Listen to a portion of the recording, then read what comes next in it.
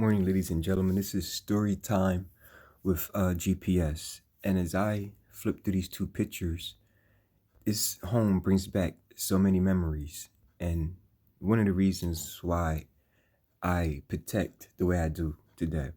So, quick backstory about this house. This was a big ass house. It was in Morrisville. I think it was off of Pennsylvania Ave. This is years and years ago.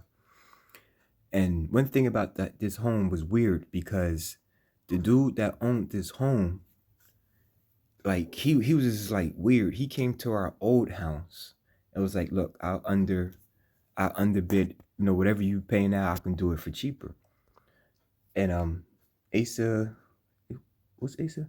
I think Asa was still in, no, Asa was in college or about to go to college, one of the two. But this house was super big. It had like 4 bedrooms, 2 full baths, and this back room right here was an addition to the home. And over this way to the right was the full bath. So it had the master bedroom that sat in the front of the house, and we had like a loft in our master. This shit was big. If I think back at it, we should have stayed with that. And right here through those 2 windows was a deck that went all the way back, overlooking the towpath in that body of water that runs through Marsville, all the way out to Yardley, all the way out to New Hope. Did I say that right? New Hope, whatever. But yeah, so I'm trying to give you an image. So we've been here for a while now, and we're just chilling. And matter of fact, we had that truck, that black Touareg, and everything is fine and dandy. Now, one thing about the queen, she sleeps butt naked, like naked as a jaybird, an old saying that my mom and Aunt Margaret used to use. And so she's upstairs, naked as a jaybird, sleep. We're both upstairs, knocked out. We worked all night. We tried to shampoo these rugs, and it's bringing this home to what we want it to be. And I always tell, like, I hate being woke up out of my sleep. I said, if ex-President Obama isn't at the door, or God, or you hear somebody coming in the house, don't wake me up. Don't wake me up. And I remember she said, babe, somebody's in the house. What you mean somebody's in the house? Yo, somebody's in the house. In this house?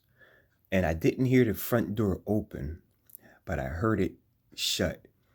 And right there, it was like a weak spot, like right before you go to the left and come up the steps. So I'm like, oh, what the beep is going on? I wasn't practicing my Second Amendment. Like, I didn't have legal firearms. But let me tell you this. Like, New Jersey twerk, I had a bigger 9. Never forget that I had a bigger 9. And the clip was broke, so I had to keep chambering a bullet, right? I could tell you this now because those things have passed. But anyway, and I listened, and then I heard something coming up the steps. I'm like, yo, I'm about to blow it down. Hit the beam, came across, still, relying on my, my training, not pointing it up, but pointing it down. I peeked. And as I peeked, he peeked. The dude that owned the house. Now, if you're renting a property and someone coming, they have to let you know.